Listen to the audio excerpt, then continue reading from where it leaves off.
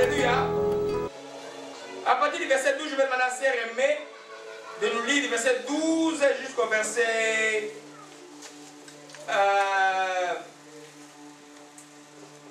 18. J'ai lu au nom du Seigneur. Amen. Manoah dit, maintenant, si ta parole s'accomplit, que faudra-t-il observer à l'égard de l'enfant et qu'y aura-t-il à faire? L'ange de l'Éternel répondit à Manoah, la femme s'abstiendra de tout ce que je lui ai dit. Elle ne goûtera d'aucun produit de la vie, elle ne boira ni vin ni liqueur forte, et elle ne mangera rien d'impur. Elle observera tout ce que je lui ai prescrit. Manoah dit à l'ange de l'Éternel, permets-nous de te retenir et de t'apprêter un chevreau. L'ange de l'Éternel répondit à Manoah, quand tu me retiendrais, je ne mangerai pas de ton mets. Mais si tu veux faire un holocauste, tu l'offriras à l'Éternel. Manoah ne savait point que ce fut un ange de l'Éternel. Et Manoah dit à l'ange de l'Éternel, quel est ton nom afin que nous te rendions gloire quand ta parole s'accomplira? L'ange de l'Éternel lui répondit, pourquoi demandes-tu mon nom? Il est merveilleux. Amen. Amen. Amen. Je reviens encore aux conditions. Il ne goûtera aucun produit de la vie, ni boira, ni vin, ne mangera rien de plus. Il observera tout ce que je lui ai prescrit. Quand Dieu souvent vous donne des révélations, des fois, il donne certains détails. Souvent, les enfants, ils sont très oubliés. Ils veulent les prophéties, mais ils ne veulent pas obéir aux prophéties. Ils veulent que Dieu leur parle, Dieu va te parler, Dieu leur fait les détails. Tu ne suis pas les détails. Supposez simplement que la femme de Manoah n'ait pas respecté les prescriptions de l'ange. Qu'est-ce qui serait-il arrivé? Amen. Quand vous demandez les choses de Dieu, les révélations de Dieu, que Dieu vous parle et vous donne des précisions des choses, respectez ces choses-là. Alléluia. Amen. Si nous ne les respectons pas, cela n'arrive pas. Alléluia. Amen. Chaque fois que Dieu a ouvert sa parole, que ce soit par la parole révélée que nous avons ou par révélation, nous devons obéir à ça. Donc tu dis, des fois si tu ne comprends pas, demande les détails. Amen. C'est que je voulais vous dire que vous avez vu que l'ange a apparu d'abord à la femme. L'homme n'était pas là. Et puis l'homme dit, l'homme a prié, mon Dieu, que l'ange revienne pour nous donner qu'est-ce qu'on fera de ce que tu vas nous donner comme bénédiction. Amen. Il y en a qui veulent toujours être bénis. Mais pourquoi tu veux être béni? Pourquoi Dieu te bénira-t-il? Quand Dieu te bénit, il y a un but pour lequel il te bénit. Il y a des voyants qui ont peur de demander à Dieu, mais la bénédiction qui m'arrive, Dieu il reçoit l'argent, il craint que Dieu lui dise non, prends tout, envoie ça quelque part. Il commence à trembler. Amen. Amen. Quand tu demandes une bénédiction de Dieu, que Dieu te dit Seigneur, retiens d'abord une chose, que Dieu t'aime. Dieu veut te voir heureuse ou heureux. Amen. Alors demande à Dieu ce que tu m'accordes comme bénédiction. À quoi ça va servir? Amen. Manoah a dit, quand l'enfant naîtra, comment on va faire pour l'enfant? Qu'est-ce qu'on va faire pour l'enfant? Et l'ange est revenu pour lui donner les détails. Comment ils vont faire pour que la bénédiction soit efficiente et efficace pour eux. Alléluia. Ne demandez pas d'être béni, ne demandez pas à Dieu pour qu'il vous bénisse simplement, pour que quand Dieu vous bénit, il y a un but, demandez-lui. Alléluia. Amen. Ne peut faire ce genre de prière que ceux qui sont libérés de quoi? De l'avarice ou de l'égoïsme. Alléluia. Ils peuvent demander, ils n'ont pas honte ou peur de demander la volonté du Père. Père, c'est ce que tu m'as donné, je vois, c'est ça. Qu'est-ce que j'ai fait avec? Amen. J'étais quelque part dans mon voyage, quelqu'un a donné une offrande, l'Esprit me dit, ne paie pas les camarades avec, va mettre ça à l'église. J'ai obéi, et j'ai vu, il ne restait pas beaucoup d'argent en poche, je vous assure là. J'ai obéi, je suis venu, j'ai mis l'offrande là. Puis je dois prier pour ça ici. Il faut savoir écouter pourquoi Dieu vous bénit ou Dieu vous donne.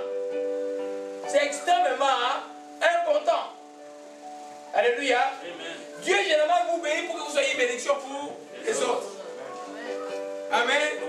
Alors si vous ne comprenez pas la leçon, la chrétienté, votre chrétienté sera difficile. Il est dit donner, il vous sera donné. Alléluia. Amen. Alléluia. Alors, nous continuons, mes bien-aimés. Donc, n'ayez pas honte de demander toujours comment tu dois gérer la bénédiction. Alléluia. Parce que si Dieu me donne quelque chose, par exemple,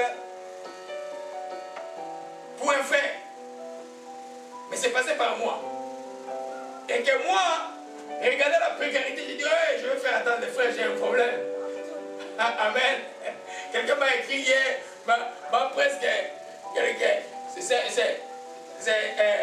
un pasteur d'Afrique, je ne connais pas, il m'a mis à Internet. Je lui ai promis quelque chose, il dit on va faire quelque chose pour toi. La chose n'arrive pas. Et puis il se fâche, il m'écrit, il me gronde presque avec email.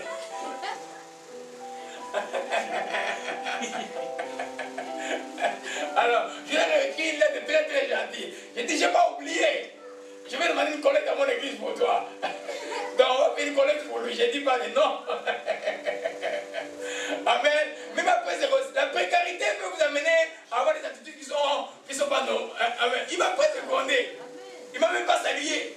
Il m'a dit, évite de faire des choses que tu ne respectes pas. Parce que 2 mois, je n'ai pas correspondu avec lui. J'ai dit, frère, viens te mettre à ma place. Comme si j'ai même 5 minutes. Bon, j'ai promis de faire une collecte pour toi, je vais faire une collecte. J'ai promis de suivre spirituellement. Ça, tu n'as pas besoin de parler avec moi tout le temps. J'ai pris pour toi. Alléluia. Amen. Amen. Alléluia. Alors, tu peux nous lire le verset, relire le verset 16. 13, verset 16. On va continuer rapidement. Verset 16. Amen. L'ange de l'Éternel répondit à Manoah, quand tu me retiendrais, je ne mangerai pas de ton mets. Mais si tu veux faire un holocauste, tu l'offriras à l'Éternel. Manoah ne savait point, ce fut un ange de l'Éternel. Amen. Amen. Si tu veux faire un holocauste, si tu veux faire un sacrifice, tu veux offrir quelque chose, tu l'offres à qui? À Dieu. Amen. L'ange dit, je ne mangerai pas. Mais l'ange, lui, il ne savait pas que c'était un ange. Lui, il croyait que c'était un homme de Dieu. Amen. À la fin, quand ils ont su que c'était l'ange de l'Éternel, il a eu peur, il croyait qu'il allait mourir. Sa femme dit, non, non, non. Avec tout ce qu'il nous a fait là, si on devait mourir, on devait déjà mourir. On ne mourra pas. Amen. Des fois, les femmes sont spirituelles plus avancées que les hommes dans beaucoup de choses. Alléluia. Amen. La simplicité de la foi. Vous avez la femme à la simplicité de la foi. La foi, c'est quelque chose de simple. C'est pas. L'homme veut beaucoup réfléchir des choses. La foi est simple. Amen. Alléluia. Amen. Amen. Donc, si tu as, quel que soit l'homme par lequel la bénédiction arrive dans ta vie, la gloire et l'honneur, tu dois les rendre à Dieu. Tu vas dire, mon Dieu, je te bénis à cause du pasteur Laurent. Amen. Ne faites pas, si vous croyez que l'homme est quelque chose, mais vous allez le faire monter sur un péché, il va chuter aussi vite qu'il est monté. Amen. Devenons intelligents. L'honneur et la gloire appartiennent à Dieu. Les remerciements même appartiennent à Dieu. Amen. Quand vous allez dans 1 Corinthiens chapitre 9, il est écrit que quand vous offrez des choses, ou tu donnes une offrande, les résultats d'une offrande finale est que les gens vont rendre grâce à Dieu. Et c'est ça la grande récompense. Et parce que Dieu, la meilleure chose qu'il reçoit, c'est l'action des grâces, des remerciements. Amen. Amen. Donc, souvent, nous ne savons pas comment remercier Dieu. Alléluia. Oh, la meilleure chose que Dieu attend de nous, c'est l'action des grâces. Quelle que soit la chose qui nous arrive, par qui ça nous arrive. Moi, quand tu vas me donner, moi je vais rendre grâce à Dieu. Quand moi, par exemple, par l'amitié, je fais quelque chose dans ta vie, quelque chose que tu vois Dieu a fait, toi tu rends grâce à Dieu. Parce que si tu rends grâce à moi, lui va couper la source. Demain, moi et toi, ils vont avoir des problèmes. Alléluia. Je vous dis que quand l'onction demande pendant 2 jours, tu es comme quelqu'un de mort. Hein? Alléluia. Faites attention, mes bien-aimés. On rend toujours grâce à Dieu. L'ange n'a pas voulu prendre gloire. La même chose dans l'Apocalypse 21, 22, quand Jean a vu toute la révélation, qu'il s'est préparé à adorer l'ange. L'ange a dit, adore Dieu seul. Alléluia. C'est la 7e leçon que nous prenons de cette introduction, simplement que Dieu ne partage pas sa gloire avec sa création. La gloire est à Dieu. Alléluia. Amen. Alors, nous avons terminé un peu sur les circonstances de la naissance de Samson. Alléluia. Mais nous allons un peu dans les versets, je vais aller dans les versets 14, verset 3 à 4. On voit sa mission. La mission de Samson, c'est une mission très controversée. Amen. Alléluia. Amen. Juge 14, verset 3 à 4. On va y aller rapidement. Alléluia.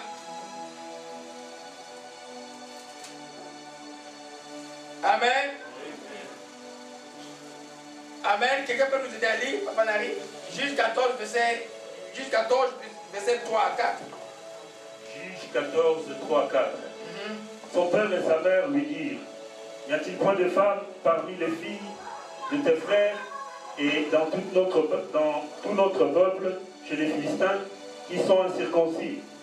Et Samson dit à son père, prends-la pour moi, car elle me plaît. Son père et sa mère ne savaient pas que cela venait de l'Éternel, car Samson cherchait une occasion de dispute de la part des Philistins. En ces temps-là, les Philistins dominaient sur Israël. Amen. Amen. Donc sa mission de délivrance devait commencer par provoquer l'ennemi. Et puis, Dieu même a permis à ces... Vous savez qu'il n'était pas permis aux Juifs de marier les étrangers. Amen. Ça s'appelle la loi. Amen. Mais il y a quelqu'un qui peut enfreindre la loi, c'est qui? C'est Dieu. C'est pourquoi les sabbats, Jésus n'a pas respecté les sabbats. Il a dit qu'il était il était lui-même plus que les sabbats. Amen. Imagine-toi maintenant, c'est hyper très difficile, vous voyez un peu. C'est comme un prophète de Dieu qui arrive, qui fait des choses qui sont un peu bizarres. Amen. Alors les gens sont un peu comme étonnés des choses. Maintenant, un libérateur d'Israël qui arrive et qui dit non, moi je vais épouser la femme de mes ennemis. Dans quel tour vous devez être ses parents? Amen. Les voisins devaient dire non, c'est vraiment le libérateur ça. Alléluia. C'est pourquoi ce qu'on appelle les jugements spirituels ou les discernements spirituels, c'est quelque chose de très important dans la vie du croyant. Il y a certaines choses qui arrivent dans la vie ne sont pas actifs à juger. Amen. Puis, il demande à Dieu, Seigneur, ce que je vois là, c'est quoi au juste?